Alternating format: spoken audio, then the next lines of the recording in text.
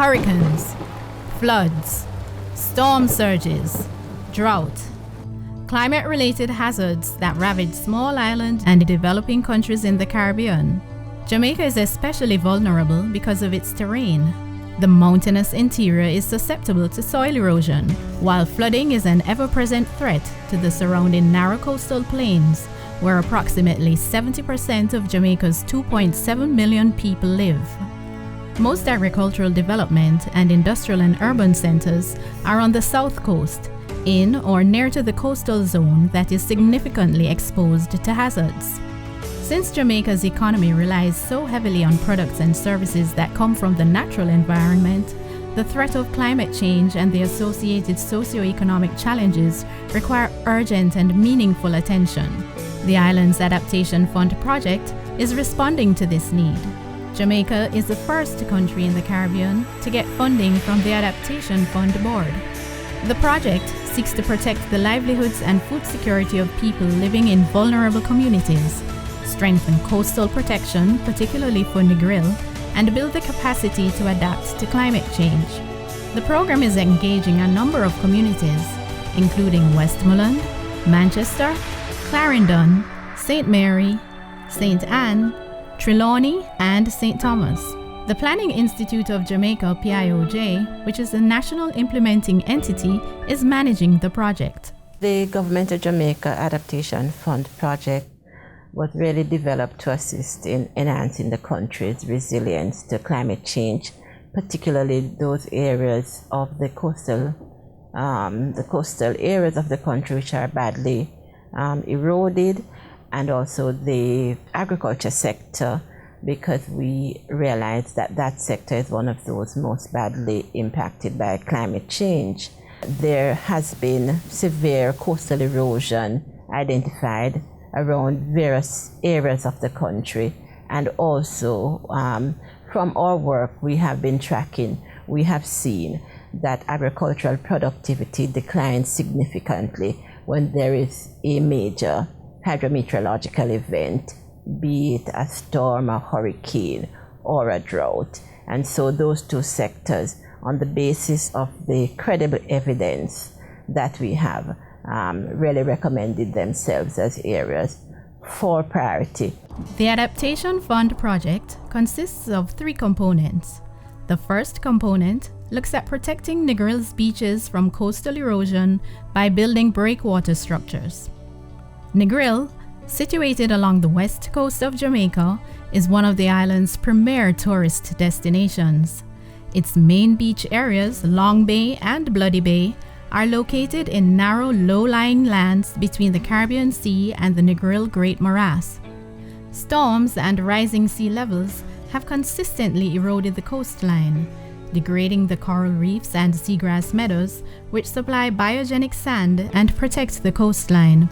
As a result, there has been a decline in fish and other marine life.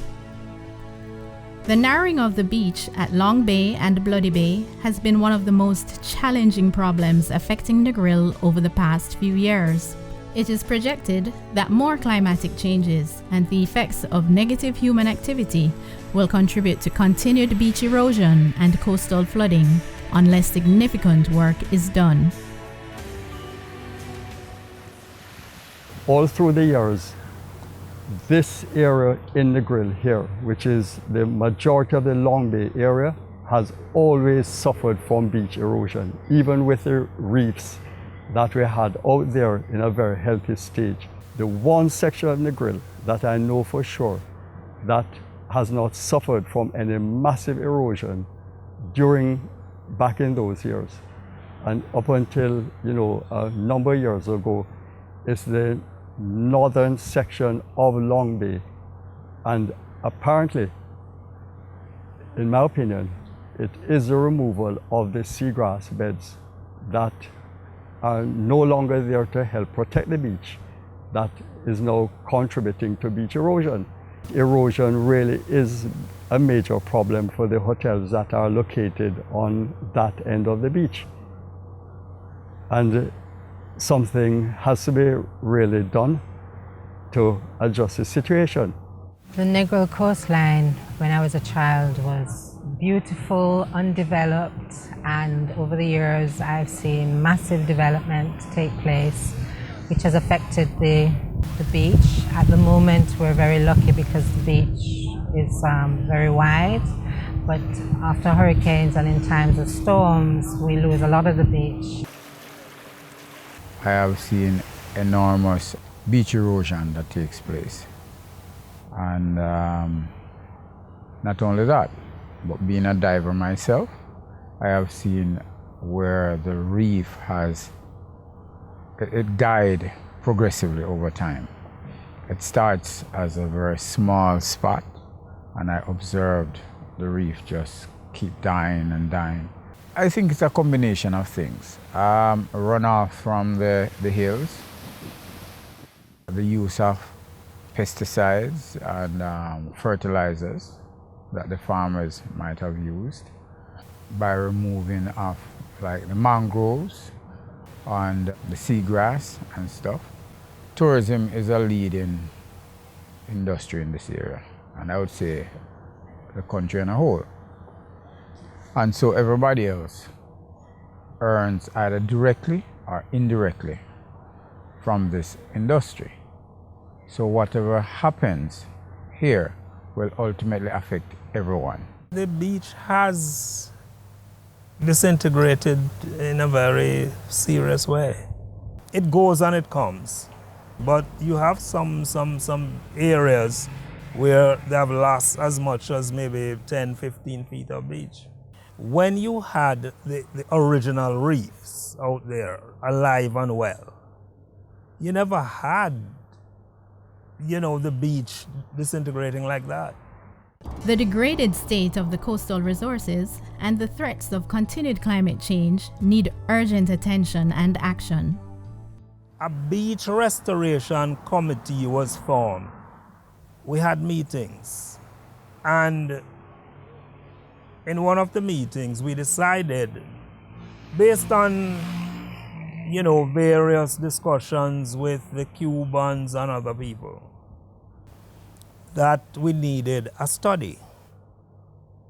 So through the Negril Coral Reef Preservation Society, we went to the Environmental Foundation of Jamaica, and we got funding to commission a study, which was done by Smith Warner.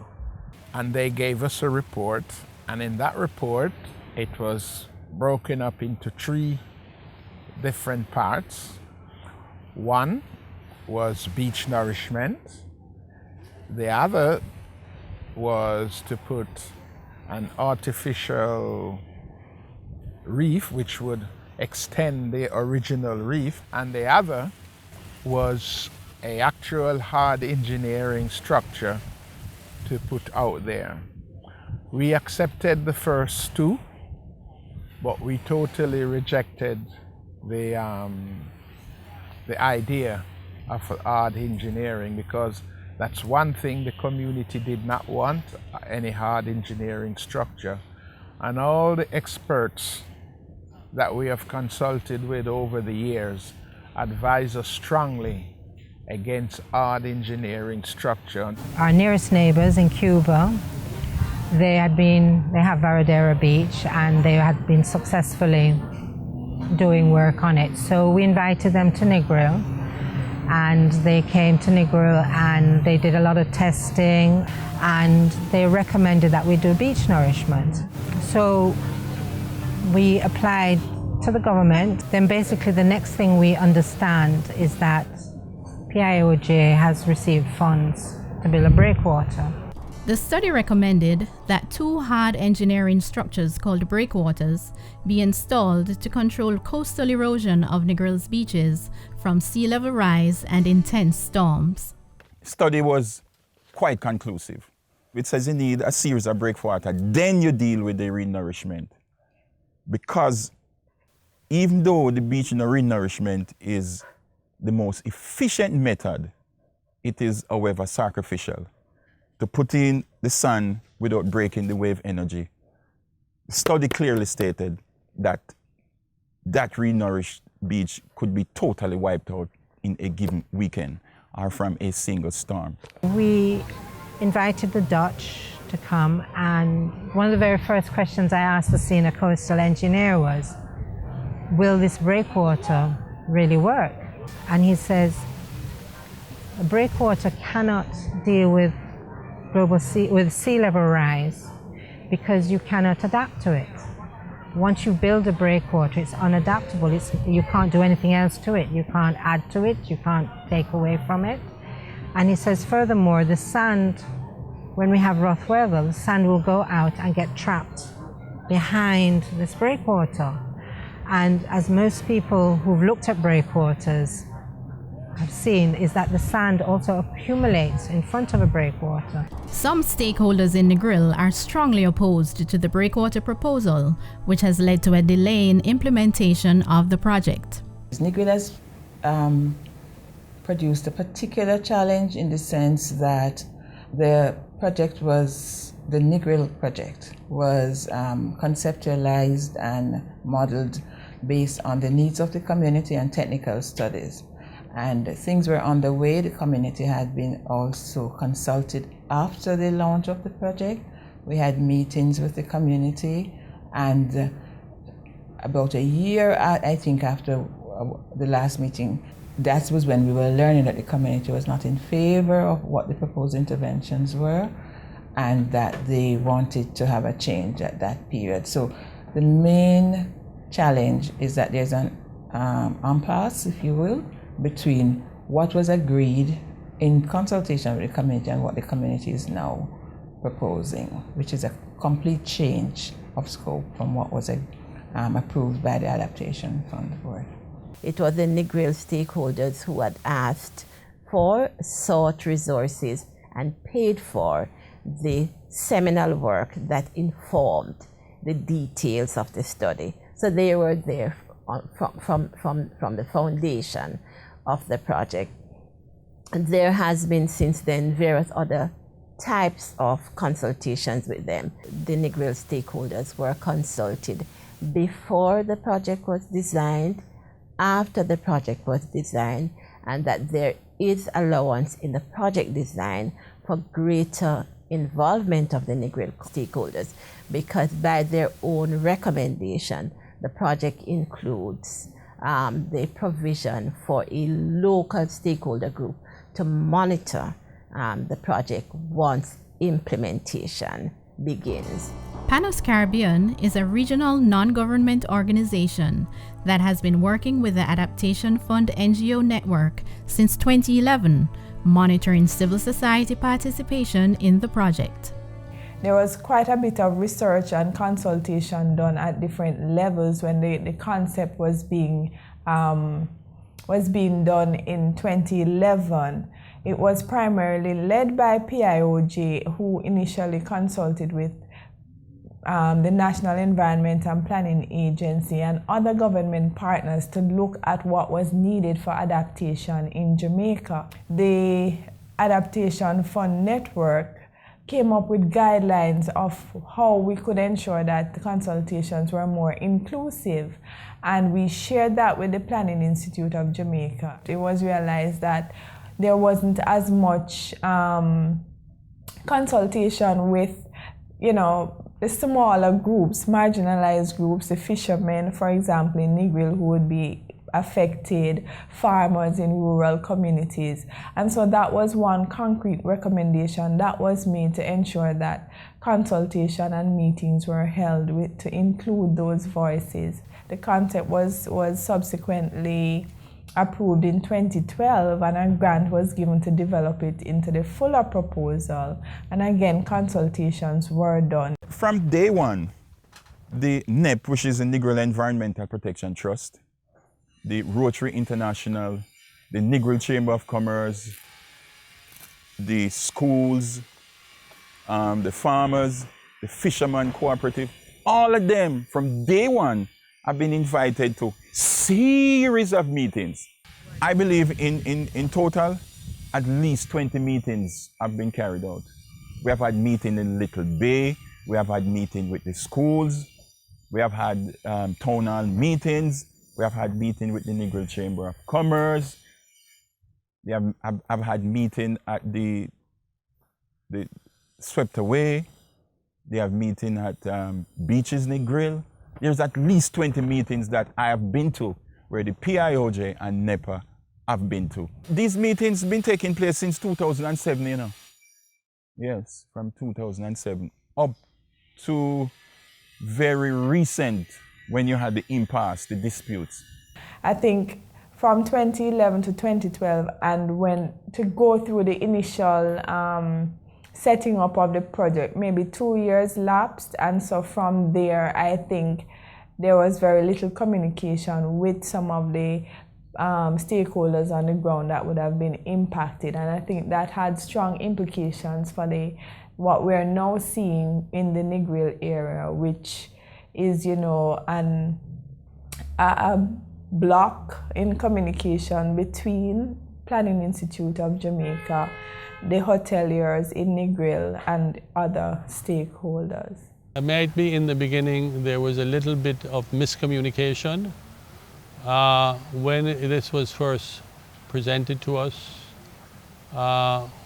maybe we were not vociferous in objecting to it, but after we gave it more and more consideration and we spoke to more and more environmentalists, we felt quite strongly that the approach of establishing breakwaters on both sides of the reef would be too risky, too high risk, and that's when we started to object. The project was launched in 2012 November, and then I think the first major meeting after the launch was in May 2013 at the Negril Community Center.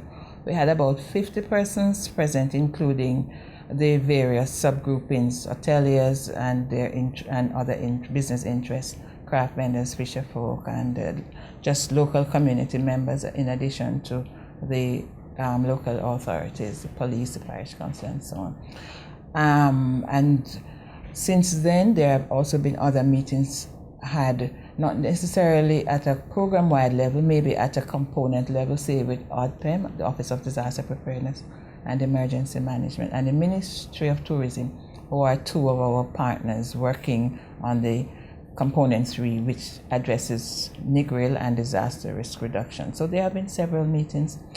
In 2014, we had meetings with Minister of Tourism, meetings with local authorities, and so on. Since 2015, we have been trying to have at least trying to set up a meeting with the community, but the dates have not managed to prove mutually convenient, and so that has not happened. But there has been dialogue, even though we have not had a, say, general meeting. There has been dialogue with the community and Planning Institute of Jamaica as a national implementing entity. Their intentions might be good.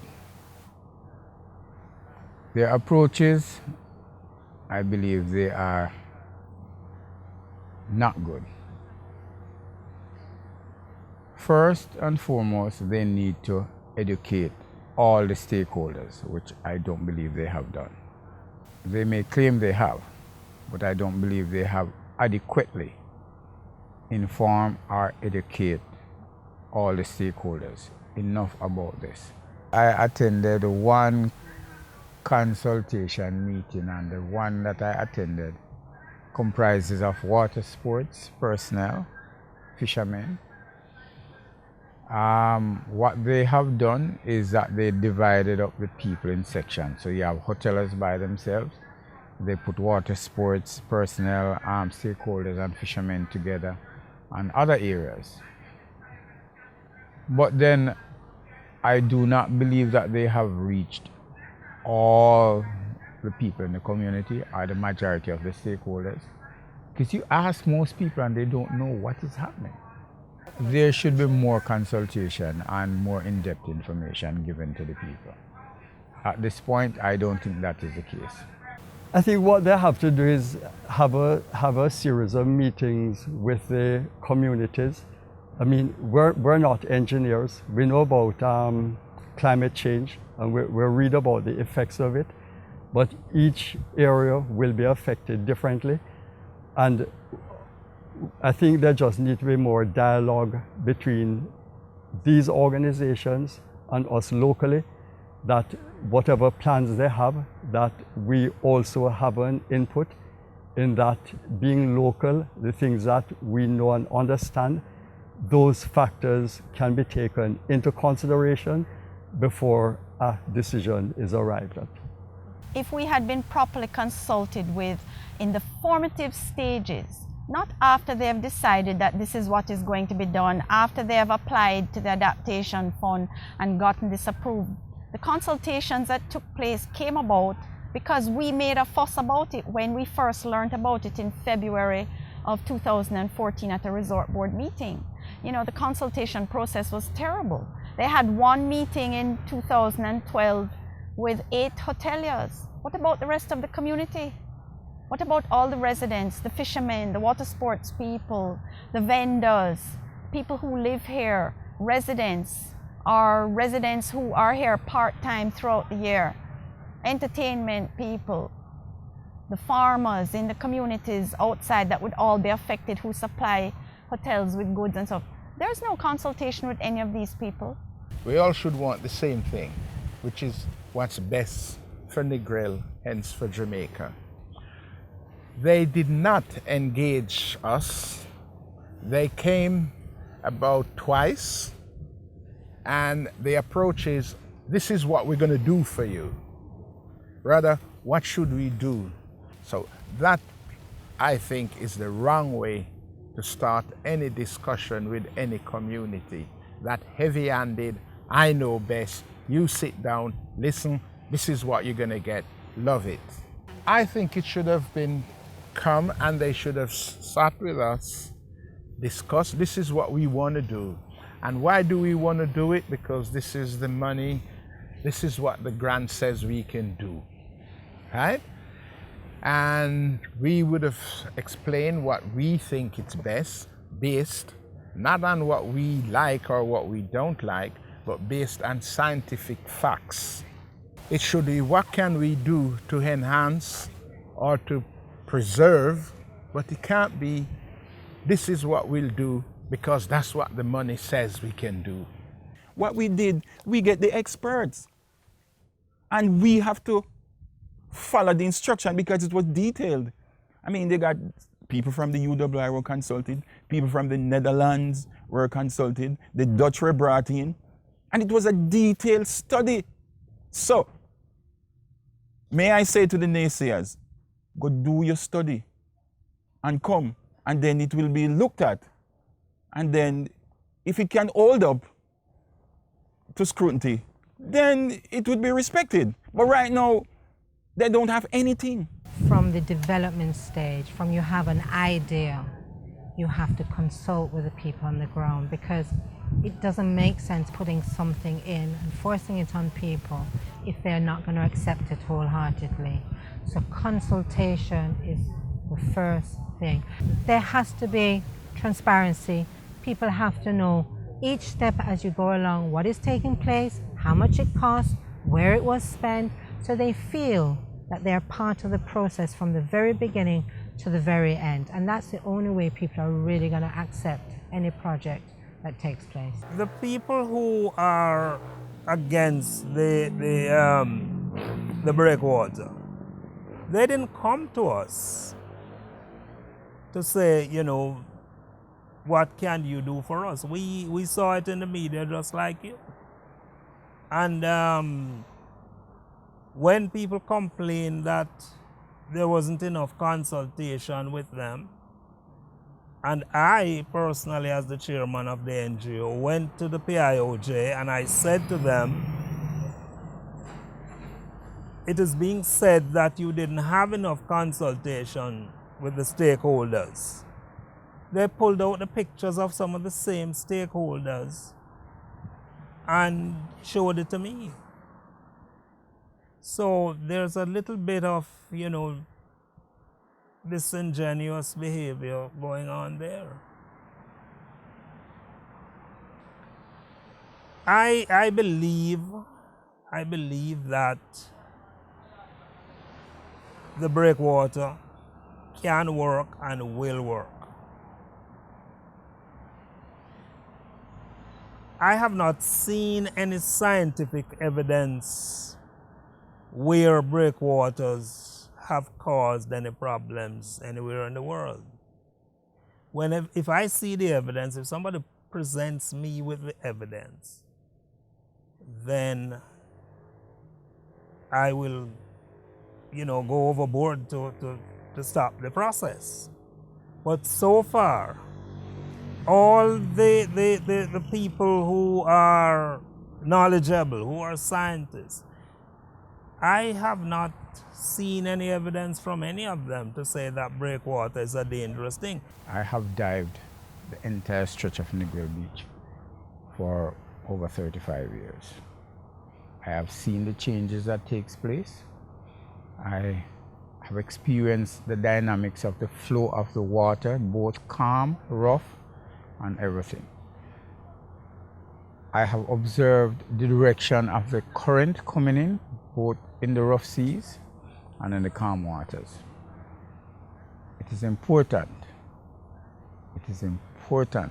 that we try to preserve this beach.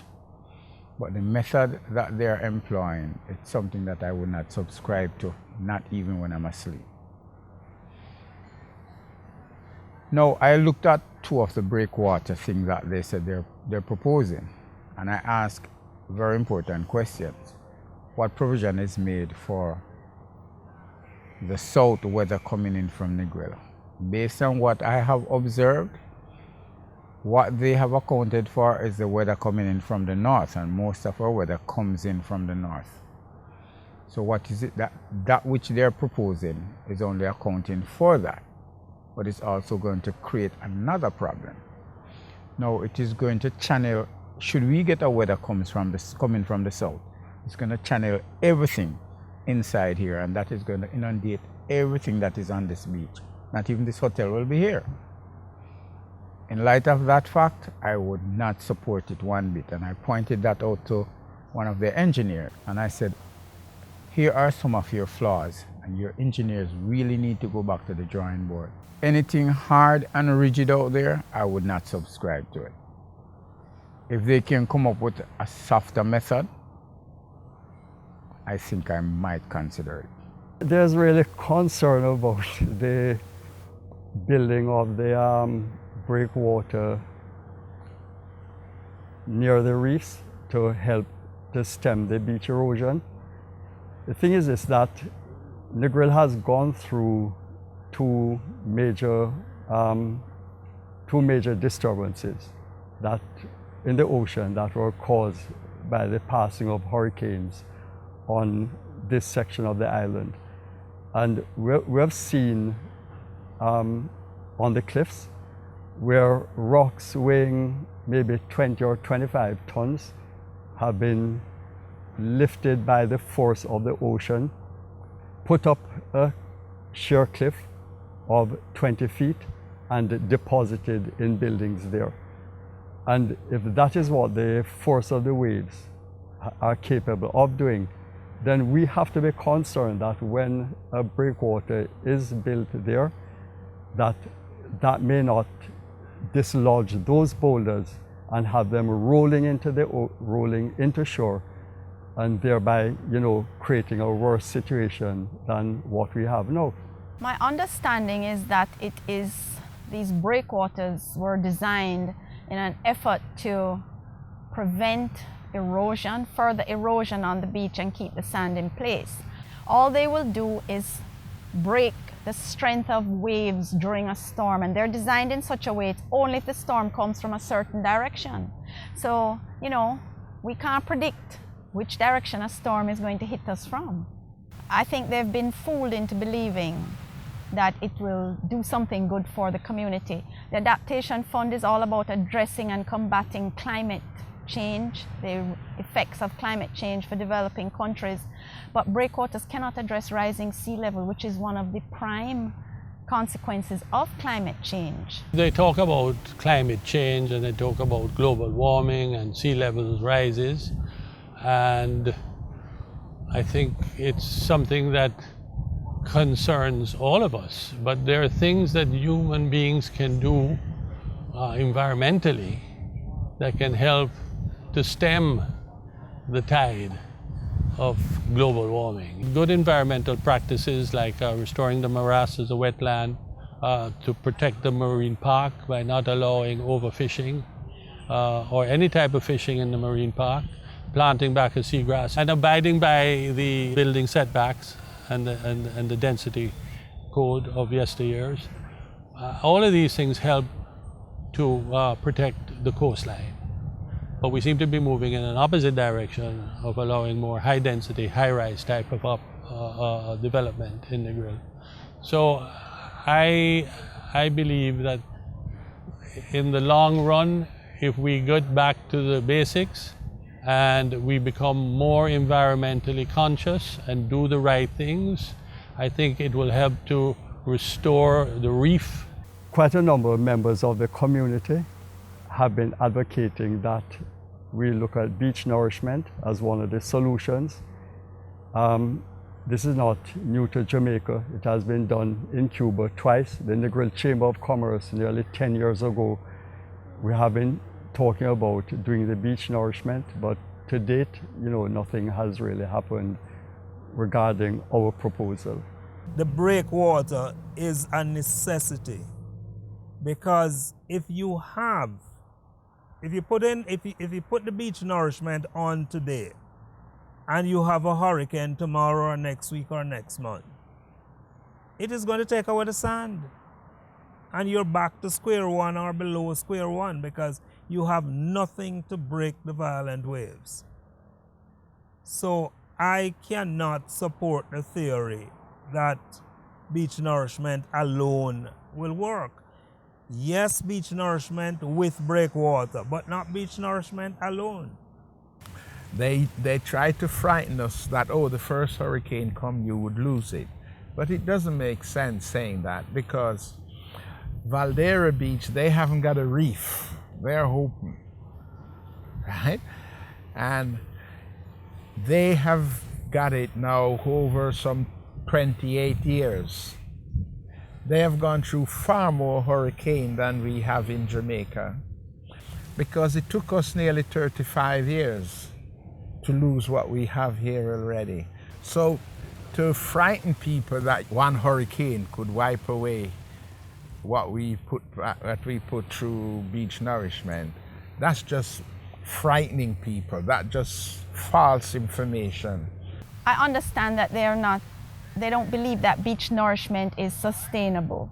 They think that it's expensive and costly. But what they were not told is that breakwaters are also expensive and costly to maintain, and we don't have the expertise nor the budget for that. So if they'd like to spend some money here instead and do some biorock, some real artificial reef, because the breakwater will never act as an artificial reef, but an artificial reef will act as a breakwater. A coral reef is nature's breakwater. And if they wanted to do some biorock here, that would be wonderful. The donor is saying that they are supporting alternative livelihoods, and they're not supporting beach nourishment because they don't see how beach nourishment will resonate with the ordinary man. So they see putting in a breakwater as becoming a fish habitat that will help the fisher folks. We fishermen, we plan every year, we have a certain place where we want to get snapper, red snapper. Sometimes 300 pound weight too. That happened about 10 years ago. We don't have that anymore. Today I went out there and I don't think we catch 20 pound of fish. First time we'd full our boat of fish. When they come on the breakwater, I would say no. 1,000,000 times no. And if they do it, which I cannot stop it, if they do it, they will find out the consequences. You see how our horse is pretty? When they do that, don't forget it's not going to be like that anymore. They're gonna mash it up. I've been hearing about this project about 5-6 years ago. They've been talking about it. People come here and do a lot of interviews for we fishermen, a lot of different times. But I say, they can go away with their breakwater thing, you know. It's not good for here. I'm a Negril fisherman. Yeah, but I fish all around. I fish. I fish in the Rocky Point, where recently we found that the tide have been coming up pretty high, and people are wondering what is happening, because we all should realize now that is the global warming thing. It seems like we just started to see it now. It's a bit frightening right now, because if we had a hurricane right now with this kind of sea level that we have, the coastline, for the coastline, it's going to be very frightening, you know. Regardless what anybody might say, we don't have any other alternative, because I know pretty much what a breakwater is to break the power of the wave when it's coming in from the ocean, so that it doesn't go too far up inland. But many of those people who are objecting, they don't have any alternative, you know. That's the problem. If you had an alternative, a valid alternative, I mean an alternative that will help the situation, well, put it up forward so we can hear what it is. If you don't have an alternative, what you want to do? Because experts have put to us that this is the best and the only alternative we had. There are so many different options. There is this thing called the sand motor. It's a more holistic approach. It would benefit the whole of Negril.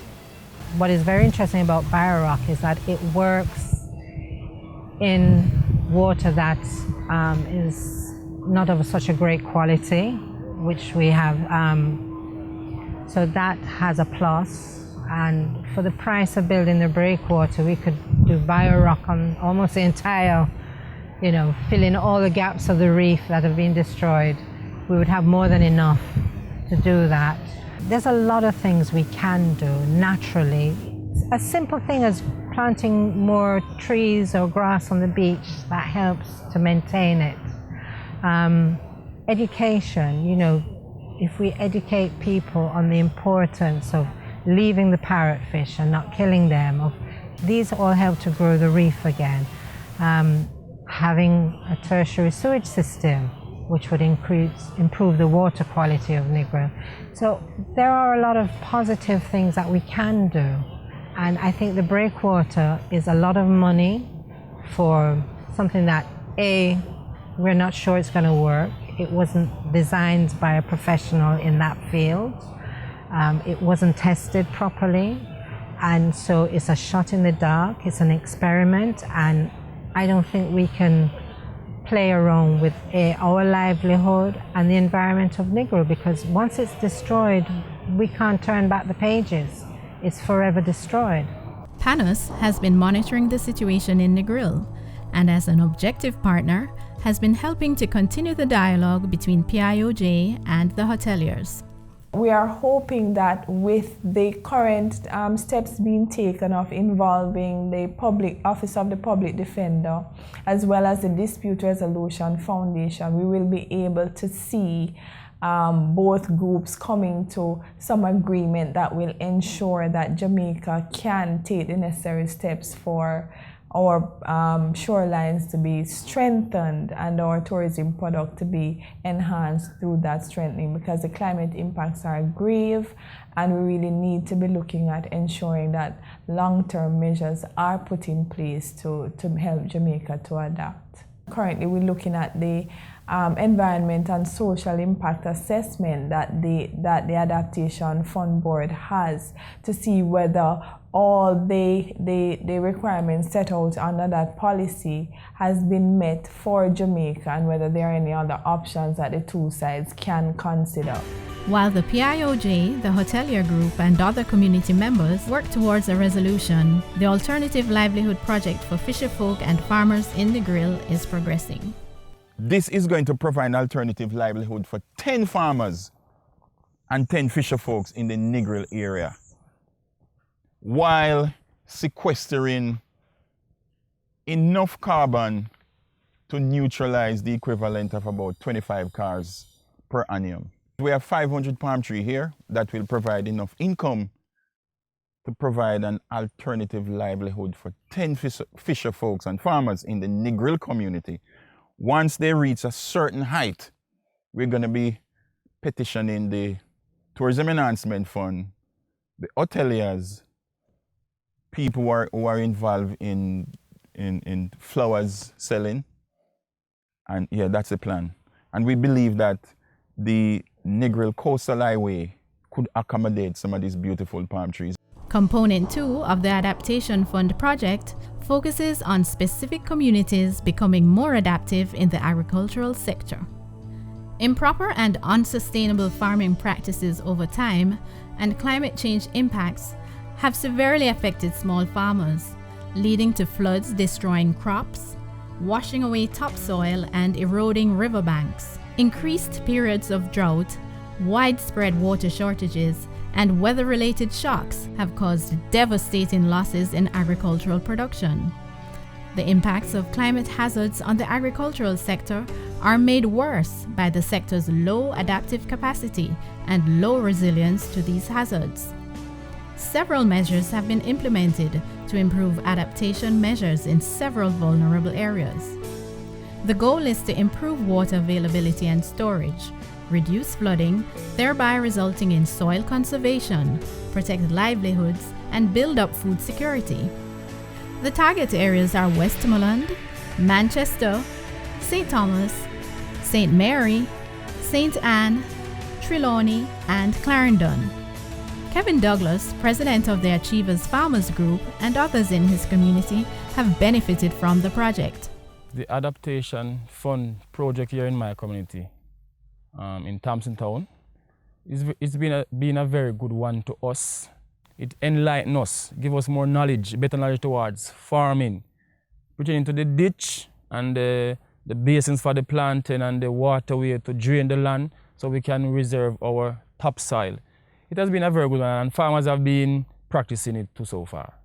When it just comes, we usually do our own local farming, but since as it comes now, we have to farm ourselves in groups, so that kind of stop our livelihood. But not only it gives us knowledge, but the monetary benefit, it helps us a lot, and we appreciate that so much as a group. We are satisfied with the involvement of the group, or they have taken to it, they have adapted and practiced it to their different farm. I think they have adapted to it in a very good way.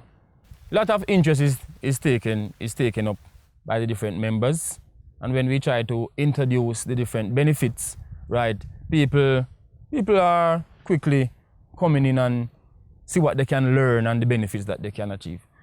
Adding to this project, if I was the PIOJ, the water harvesting, I would put in more of that, because we up in Thompson Town here, as farmers, we depend only on rainfall for our crops to grow, so we can get good produce. And when we have climate change, if we don't harvest the water from the rainfall, then you suffer, even though we are going through a long period of drought and we are facing those challenges. So I would put in a more water harvesting system. Some of the key lessons I think we have learned: better farming practices, land preservation. We have also learned, as a group, we can accumulate more production. I think there are much more to be learned, but we have learned a lot too so far. Component 2, which really focuses on agricultural adaptation, has had quite a measure of success, in the sense that we've been able to put in quite a bit of work with respect to improving land management among our targeted population, and also to put in water catchment systems, drip irrigation systems, etc. The project has assisted in raising awareness to the issue of climate change in the country, and therefore to the need for people broadly to become more adaptive, particularly in the agriculture sector. The third component of the Adaptation Fund project aims to build the capacity of communities to manage natural resources in a sustainable way and reduce their risk of being affected by disasters. There is a direct synergy between this aspect of the project and the Negril component. The delays in the implementation of the Negril component has certainly impacted the implementation of component 3, because the two components are interrelated. So the one element of component 3 is the development of guidelines for coastal restoration. And that's why implementation of this project is so critical, that the reason that the project was so designed, or one of the rationales for the development of this project, was the level of coastal degradation and the fact that the projections for climate change indicate that these are going to get worse. Now, we had designed Negril in such a way that the experience of the Negril restoration would assist us in developing guidelines to be replicated in coastal restoration of other places in the country. Alas, we are still to get the project off the ground.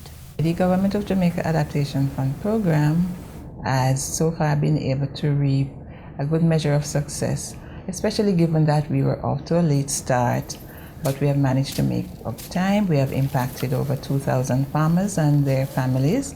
We have rehabilitated 8 water user groups for the sustainable management of that very scarce resource, water. We have trained the extension officers. At least 30 have been trained as trainer of trainers, TOT we call it, in the Farm Field School methodology. Importantly, we have managed to raise the awareness of several communities in how to treat with disasters related to climate change impacts, and what to do in terms of minimizing the whole negative impacts of climate change based on behavioral issues, what we do as humans, like maybe the slash and burn method. So we have trained our farmers in better land use management. We have also done training in disaster risk reduction and natural resource management. So I see training, because we are big on the capacity building aspect. We have done gender training, how gender impacts your project management cycle and how it would impact communities in the event of a disaster. What would we be doing? One of the very important successes still related to the agricultural sector is the whole matter of livelihoods protection and food security. We have tapped into the government's national import substitution policy, and in the last crop that the farmers were involved in late 2014, early 2015, we have reaped several tons of Irish potato and onions, and that has had a very positive economic boom on the respective parishes, communities, and individuals. Even though there may be a little challenge in a particular component, the Negril component, we have managed to do several technical studies. We have completed, for example, modeling and testing of the breakwater structures that are proposed. We have completed an environmental impact assessment, which is a very important aspect of looking at how the environment would be impacted by the proposed interventions and what mitigative measures we would be seeking to put in place to minimize the fallout on the farmers. So generally speaking, most of the successes are centered around the agricultural component and also around the capacity building element, where we have been doing training and building the awareness of the public about climate change adaptation and disaster risk reduction. Because Jamaica was the first country in the Caribbean to get funding from the Adaptation Fund Board, it has really put us under a lot of scrutiny. So internationally, a lot of countries are looking to see how will this project work. Is it successful? Is the direct access modality the best way to go about doing things? And how can other countries learn from the lessons of some of the pioneering countries like Jamaica? And so through the Adaptation Fund NGO network, Panos and other countries that are implementing projects, we have been sharing information. There are valuable lessons to be learned in implementing a project of this nature, despite the challenges. The first one I would say is the need for early and continued stakeholder communication.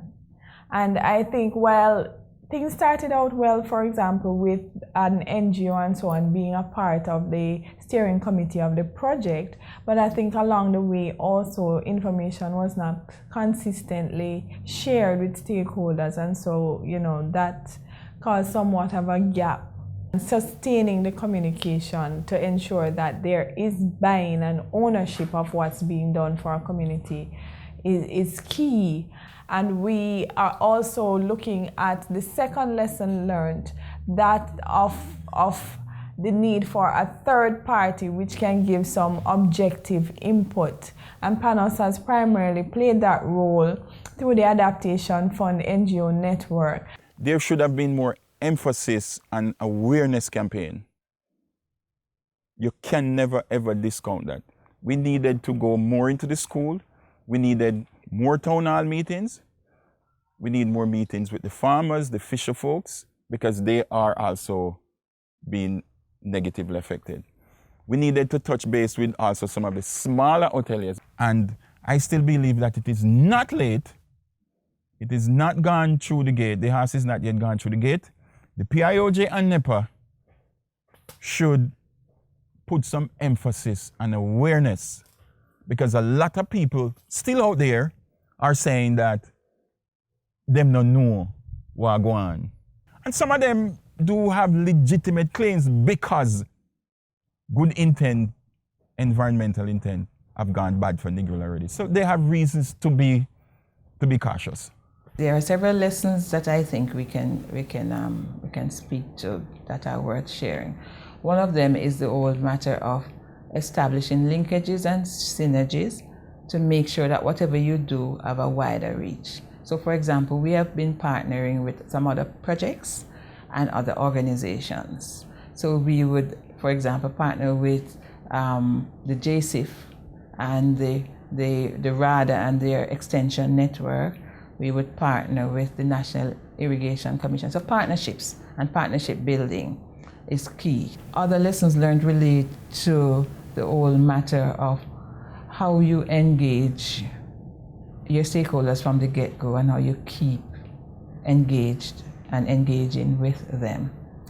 Other lessons learned also could be areas for improvement in looking at the resources that are made available in the respective executing entities to ensure that what you have undertaken to do can be done in an effective way, because a project has a finite life, and for things to be done, it must be done in a timely manner, and for things to be done in a timely manner, you must have the necessary resources allocated. And so that to me is one of the main lessons learned in terms of getting a project mindset, being ready to roll, and doing things in a timely manner. The Adaptation Fund project has implemented measures to sustain livelihoods, improve food security, and safeguard natural resources. It has helped build adaptive capacities at the local and institutional level, increasing knowledge and changing attitudes, empowering members of civil society, individuals, and communities to take action and play a greater role in adapting to climate change. It's been a work in progress, and I think Jamaica has had quite a bit that they've contributed just from halfway through the project, and we're looking forward to some strong resolutions to ensure that all components of the project are successfully implemented.